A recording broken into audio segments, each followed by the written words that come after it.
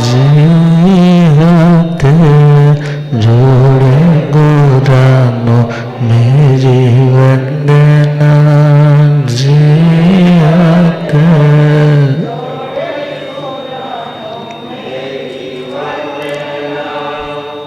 अनंत अनंत शांति के निकेतन शास्त्रपति श्रमण भगवान महावीर स्वामी के पावन चरणारविंदों में हार्दिक भावना वंदन नमन।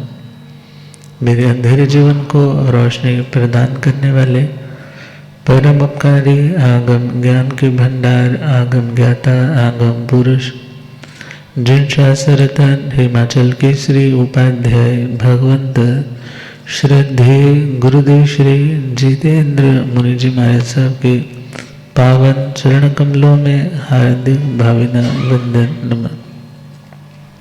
पाठ पर विराजमान तपस्वी रतन श्री प्रभु मुनि जी महाराज साहब के चरणों में वंदन। धर्म सभा में उपस्थित धर्मानुरागियों, सुशीलवती माताओं एवं बहनों, असीम पुण्य दे से भाग्य दे से आप सबको संतों का समागम और वीतरागवाणी श्रवण करने का सुअवसर प्राप्त हो रहा है। श्रवण कर रहे हैं मोहनीय कर्म के संबंध में। बहुत बार व्यक्ति कार्य के परिणाम को जानता हुआ भी गलत को छोड़ नहीं पाता और सही को अपना नहीं पाता।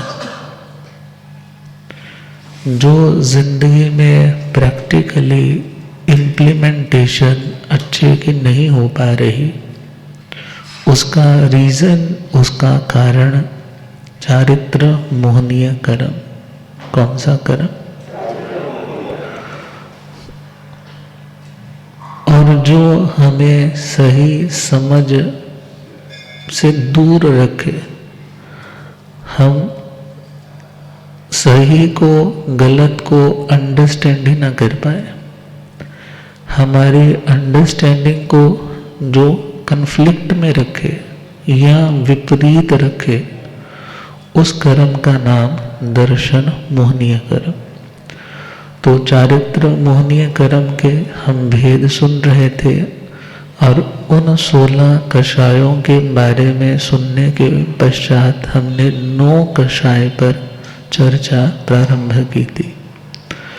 9 कषाय जो खुद आग तो नहीं है, जो खुद आग तो नहीं है, मगर जैसे आग जल रही है, कम हो रही है, उसमें कोई घी डाल दे, उसमें कोई कागज डाल दे, सूखे तिनके डाल दे, तो उस आग को बनाए रखने में निमित्त बनते। कोयले ठंडे हो रहे हो तो हवा कर दे।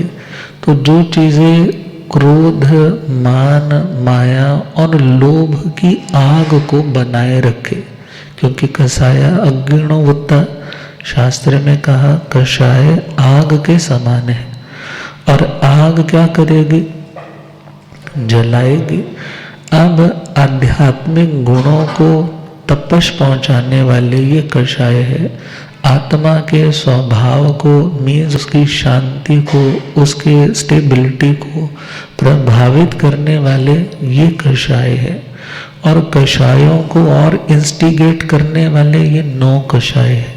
हास्य, रति, अरति, भय, शोक, जुगुप्सा, स्त्री वेद, पुरुष वेद, नपुंसक वेद। हास्य के बारे में कल सुना। किसी व्यक्ति पे हंसोगे तो उसको गुस्सा आ सकता है। और आगे बढ़े, हास्य, रति, लगाव। वस्तुओं के प्रति जितना गहरा लगाव होगा दुनिया की, उतना ही ज़्यादा हमारे कषाय बढ़ेंगे। और अरति, धर्म से जितनी दूरी होगी, धर्म की बातों में जितनी उदासीनता होगी, उतना ही कषाय बढ़ने का मौका मिलता जाएगा। क्योंकि धर्म की बातें, शांति की बातें, त्याग की बातें, डिटैचमेंट की बातें उसे पल्ले ही नहीं पड़ते। उसको लगता है सब बकवास है, ये तो बेकार की बातें हैं, ये तो प्रैक्टिकल होता ही नहीं है। जिंदगी में जीना है तो सब कुछ रखना पड़ता है। मगर जब शांति चाहिए और एटर्नल शांति चाहिए, भगवान कहते हैं वो कषायों से नहीं, वो तो अकषाई भाव में आएगी। और कषायों की आग को बनाए रखने में निमित्त कौन है? अरति भाव। धर्म तो उस महामेघ के समान है, श्रुत धर्म, चारित्र धर्म, कि जैसे बादल से पानी बरसे और जंगलों की आग भी बुझ जाती है, तो अच्छा सुनते सुनते धर्म की क्रियाएं करते करते आत्मा के जो अग्नि के समान जलाने वाले कषाय है, वो कषाय भी ठंडे होने लग जाते। मगर धर्म की बातें अच्छी नहीं लगती, वो अरति मोहनी है। आगे हमने सुना भय। कौन सा भय? भगवान कहते हैं कभी किसी को अपने समान जाति के लोगों से डर लगता है, कभी अपनी जाति से डिफरेंट लोगों से, अपनी गति से डिफरेंट लोगों से डर लगता है, कभी दोनों कैटेगरी के लोगों से डर लगता है। डर किस चीज़ का? डर किस चीज़ का? कि मेरे से कोई चीज़ छूट ना जाए, मेरा जिसे मैंने अपना माना है वो मेरे से रूठ ना जाए, जिसे मैं पसंद करता हूँ वो चीज़ मेरी अथॉरिटी से चली ना जाए। और वो कुछ भी हो सकता है, अपनी एक ईगो भी हो सकती है, अपनी एक सेल्फ इमेज के प्रति प्यार भी हो सकता है, घर मकान शरीर कुछ भी हो सकता है। मगर सिंपली ध्यान देना है, जो अपना है वो कभी जाता नहीं, जो अपना है वो कभी जाता नहीं, और जो जाता है वो अपना नहीं होता है। और व्यक्ति को भय किसका होता है? जो अपना है ही नहीं। भय किसका है? जो अपना है ही नहीं। और जो अपना है वो तो कभी छोड़ेगा ही नहीं तुम्हें, वो तो तुम्हें कभी धोखा देगा ही नहीं। अब जब सत्य का साक्षात्कार होगा तो भय भी तुम्हारा खत्म होने लग जाएगा। और यदि भयभीत रहते हैं, आरत ध्यान आएगा, रौद्र ध्यान आएगा, और उस ध्यान की उस बुरी लेशनाओं के कारण नए कर्मों का बंधन होता चला जाएगा। तो भय। अगला है शोक। शोक का मतलब, शोक का मतलब गम। कुछ ऐसा जिंदगी में इंसिडेंट अनएक्सपेक्टेड सा घटित हो गया जिसके लिए कोई प्रार्थना नहीं करता कि प्रभु मेरी जिंदगी में ऐसा हो जाए।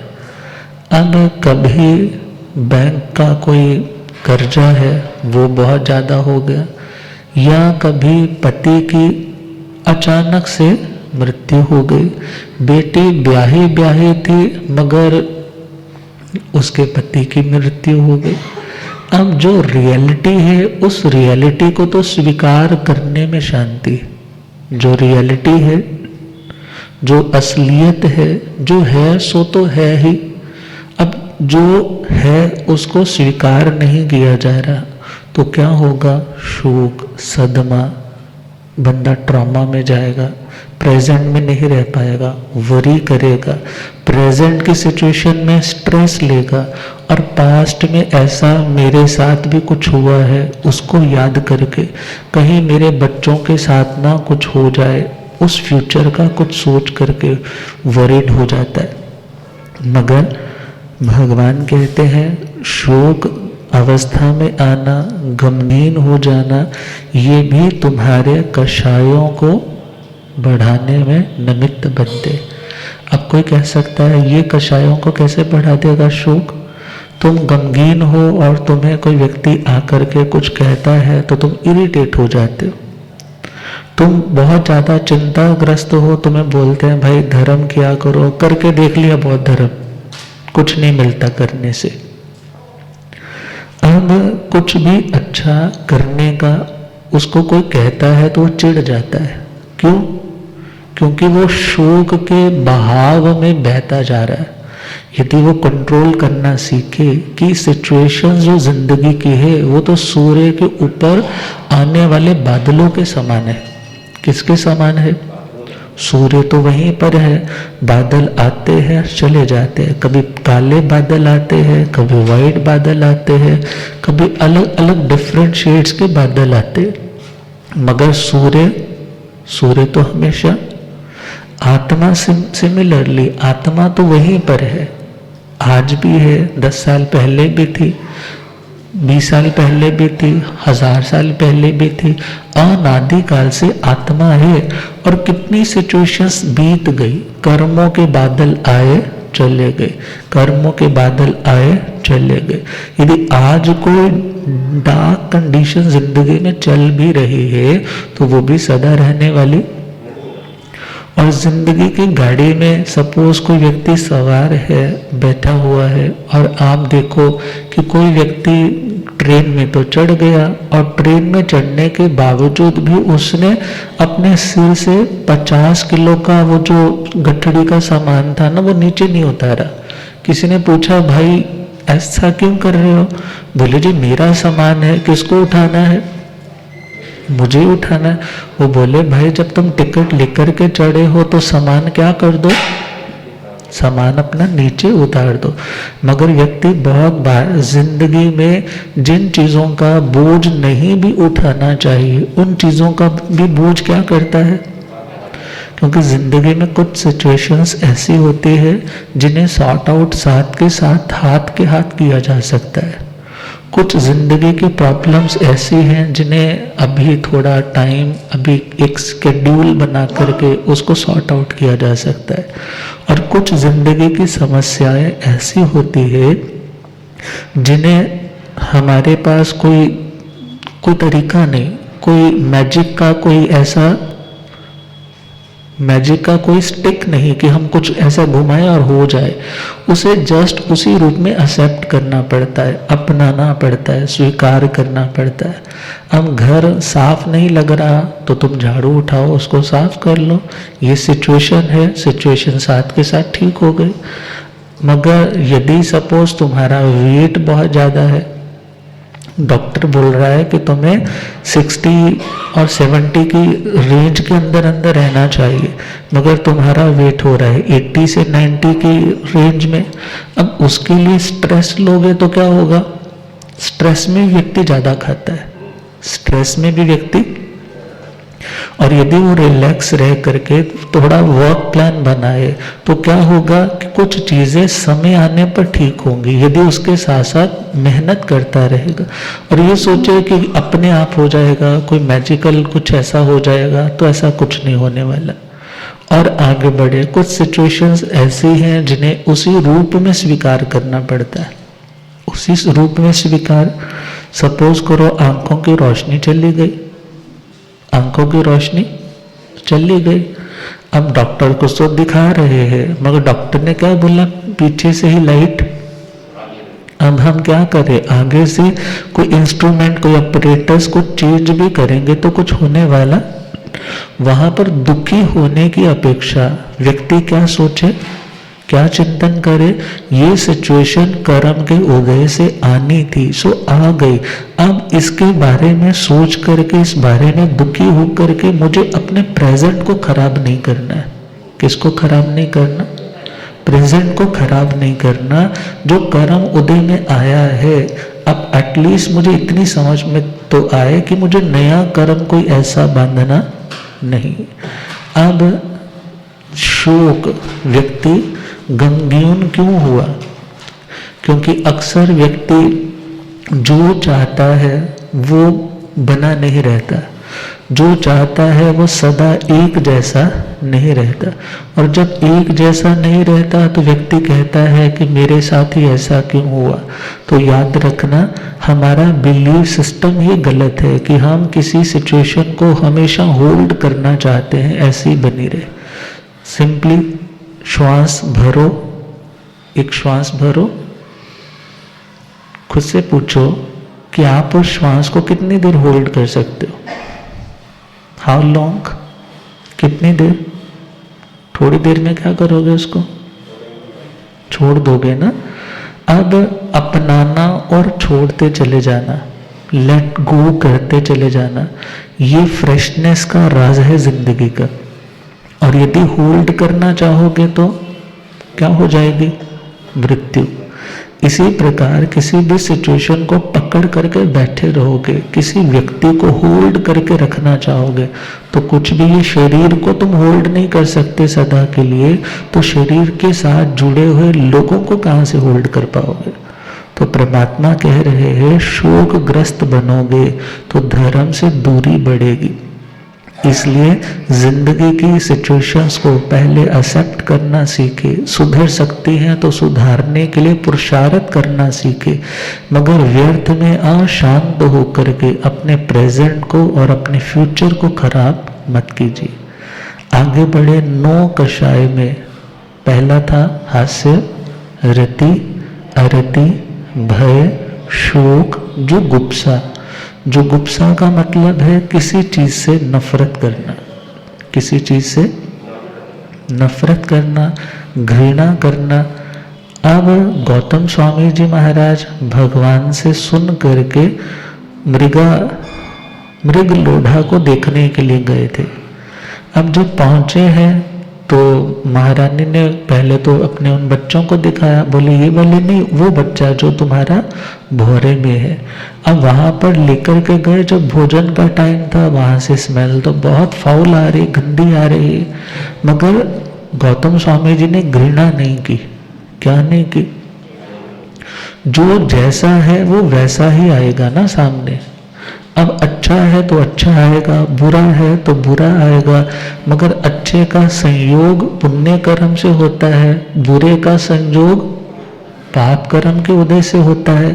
यदि कुछ ऐसा बुरा उदय में आया है, यदि समता रखेंगे तो कर्म हमारा कट जाएगा, और यदि उसकी निंदा करेंगे, जैसे सुबुद्धि प्रधानमंत्री उदक ज्ञात अध्ययन ज्ञाता धर्म कथांग जी में सुनते हैं, स्मेल बहुत आ रही है जोहड़ में से, सब लोग, राजा भी थू थू कर रहे हैं, बाकी लोग भी थू थू कर रहे हैं, मगर उन्होंने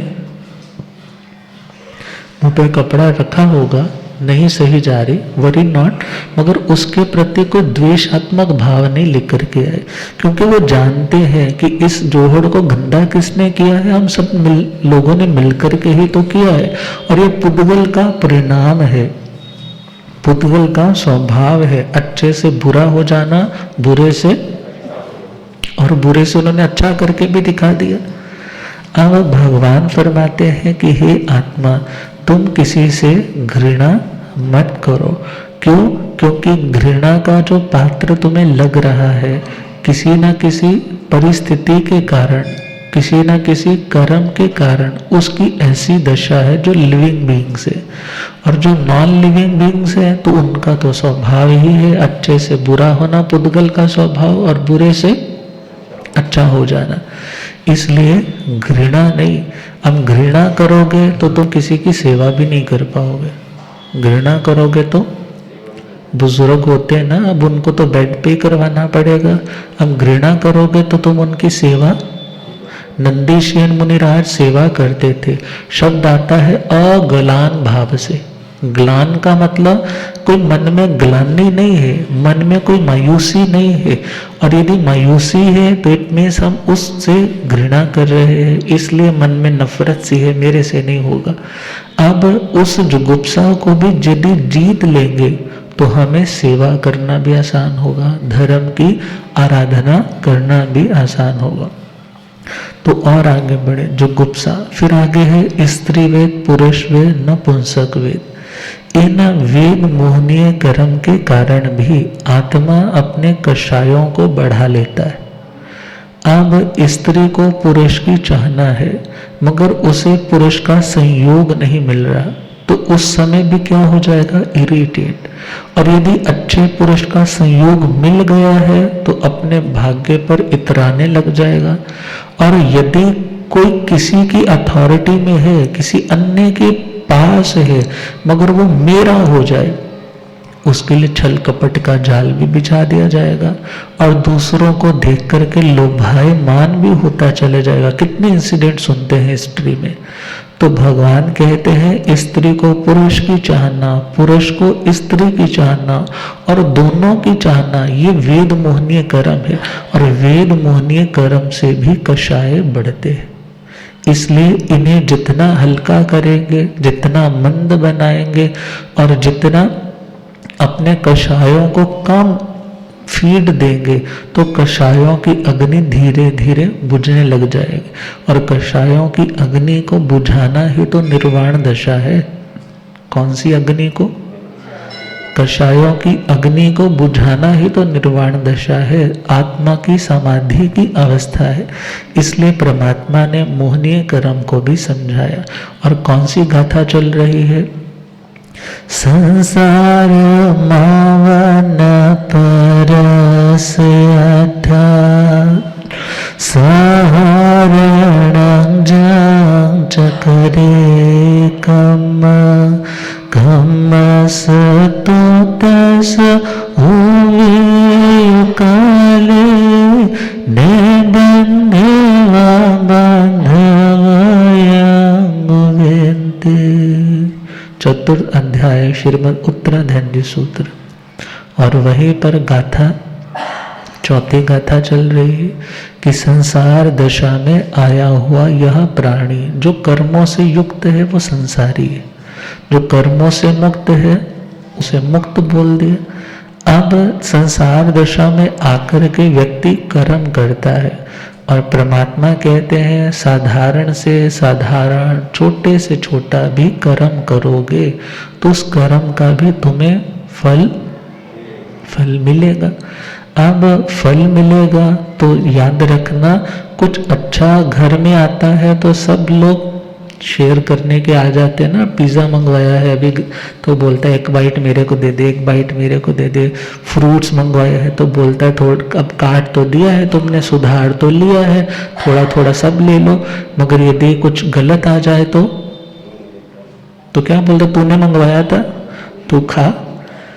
और घर में तो फिर भी ऑप्शन है कि you can throw it into the dustbin, मगर कार्मिक थ्योरी में ये फंडा नहीं चलता। कर्म में तो जैसा ऑर्डर करके बनवाया है, बनाया है, घर पे आया है, उदय में आया है, तो वहाँ पर कोई शेयर नहीं करेगा, कोई बांटने वाला नहीं होगा। और ना ही तुम उसको यूं करके फेंक सकते हो, वो तो किसको खाना पड़ेगा, स्वयं ही खाना पड़ेगा। तो परमात्मा ने कहा कर्मों को समझो, जब कर्म विपाक का रूप लेकर के, फल का रूप लेकर के परिपक्व होकर के सामने आएंगे तो उसका भुगतान तो स्वयं ही करना होगा। तो कहा है हम बांधते हैं ज्यादा और काटते हैं कम, हम बांधते हैं ज्यादा और बंधन पाप कर्मों के कैसे हो खत्म, हम बांधते हैं ज्यादा और काट। साथी आगे बढ़ता है तो हमको नहीं सुहाता है, साथी आगे बढ़ता है तो हमको नजर पड़ोसी पर रहती, वो क्या पीता क्या खाता है, नजर पड़ोसी पर रहती, वो क्या पीता क्या। माना चोर जुर्म बड़ा है फिर भी तो कुछ आता है, माना चोर जुर्म बड़ा है फिर भी तो कुछ, लेकिन ईर्ष्या निंदा से तो बस जाता ही जाता है। ईर्ष्या निंदा निंदा चुगली से तो बस जाता है। निंदा चुगली किए बिना कुछ निंदा चुगली किए होता नहीं हजम। हम बांधते हैं ज्यादा और काटते हैं कम। हम बांधते हैं क्या आत्म शुद्धि की खातिर हम ये जप तप करते हैं। क्या आत्म शुद्धि की खातिर हम ये जप या स्वार्थ सिद्धि की खातिर हम भगवान को भजते हैं। या स्वार्थ सिद्धि की खातिर हम थोड़ी सी पूजा करके हम खुद को खुदा समझते हैं। थोड़ी सी पूजा करके हम खुद को खुदा फिर उस पूजा के बदले दिन भर मन माने करते हैं। फिर उस पूजा के बदले दिन भर मन माने कर्म करते वक्त भूल जाते हैं धर्म। हम बांधते हैं ज्यादा और काटते हैं कम। हम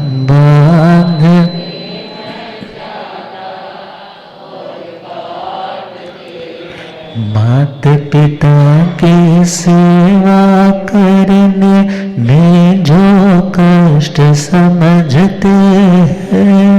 माता पिता की सेवा करने में जो बूढ़ा होने पर वो भी सेवा के लिए तरसते हैं। बूढ़ा होने पर वो भी सेवा के हम आज्ञाकारी है तो संतान मिले आज्ञाकारी। हम आज्ञाकारी है तो संतान मिले। सेवा करके हम सेवा करवाने के अधिकारी।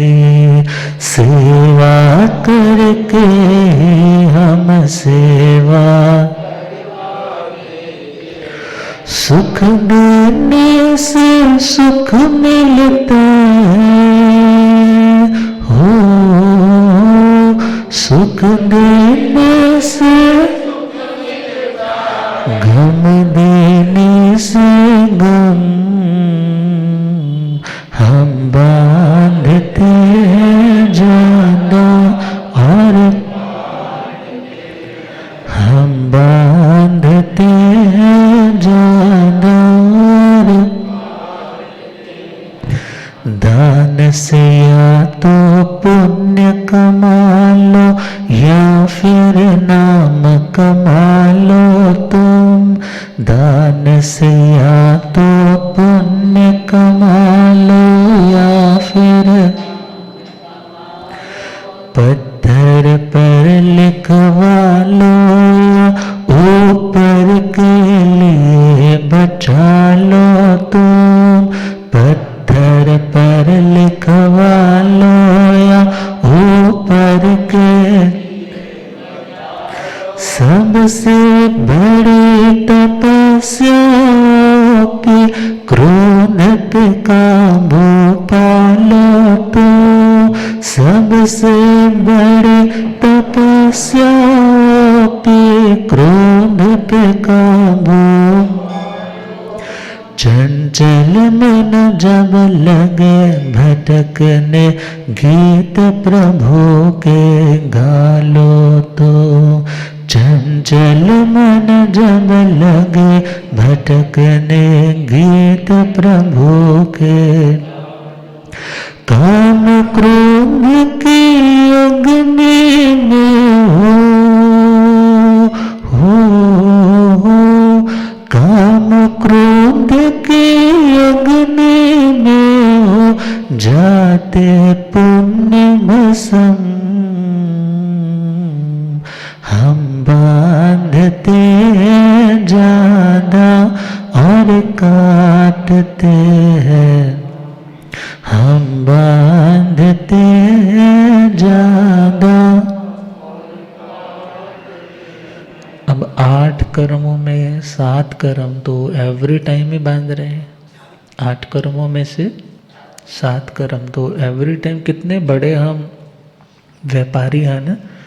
ढेर सारे कर्म आते हैं, ढेर सारे कर्म जाते हैं, मगर फिर भी व्यापार बंद नहीं हो रहा, फिर भी व्यापार बंद नहीं हो रहा।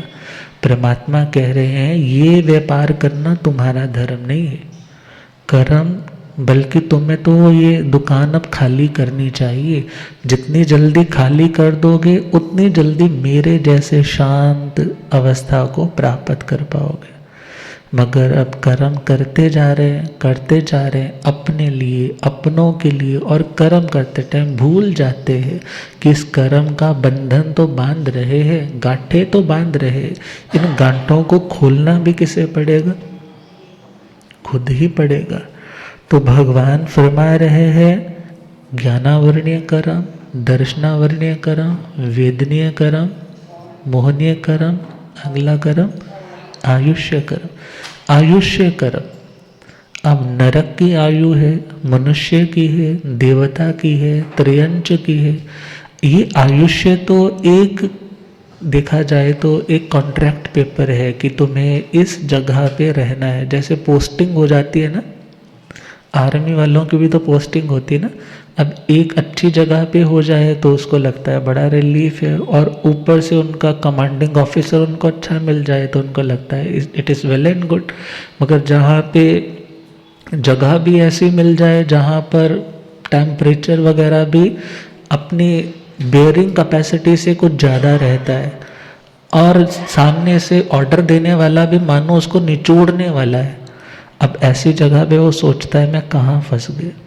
मगर कर्म है तो कर्म का भुगतान तो करना ही पड़ेगा। कभी किसी पे कमांड करी होगी गलत रूप से, आज किसी कमांड के नीचे आना पड़ रहा है। तो मनुष्य गति, त्रियंच गति, देव गति, नरक गति, इन स्थानों पर जन्म लेने का जो कारण बनता है वो कर्म है आयु कर्म। कौन सा कर्म? अब नरक गति में जाने के 4 कारण है, महारंभ, महापरिग्रह, कुणिमाहार, पंच इंद्रिय। व मनुष्य गति में जाने के 4 कारण है, प्रकृति से भद्र, भला हो, विनम्र हो, दयालु हो, किसी से ईर्ष्या ना करने वाला हो, ऐसे कर्म करने वाला मनुष्य बन सकता है। त्रियंच गति में पशु योनि में जाने के 4 कारण है, जो माया करता है, निकृति गूढ़ माया, कपट करता है, और अलीक वचन, झूठ, उसके वचनों में सत्य नहीं होता, और खोटा तोल, खोटा माप करता है। अर्थात व्यापार में जो लोगों को चीट पर चीट करता जाता है। आज तो कुछ प्रॉस्पेरिटी मिल जाएगी, मगर उसके बाद भगवान कहते हैं उसका फल जब भोगना पड़ेगा तो त्रियंच गति में पराधीन होकर के उस व्यक्ति को वो दुख सहना पड़ेगा।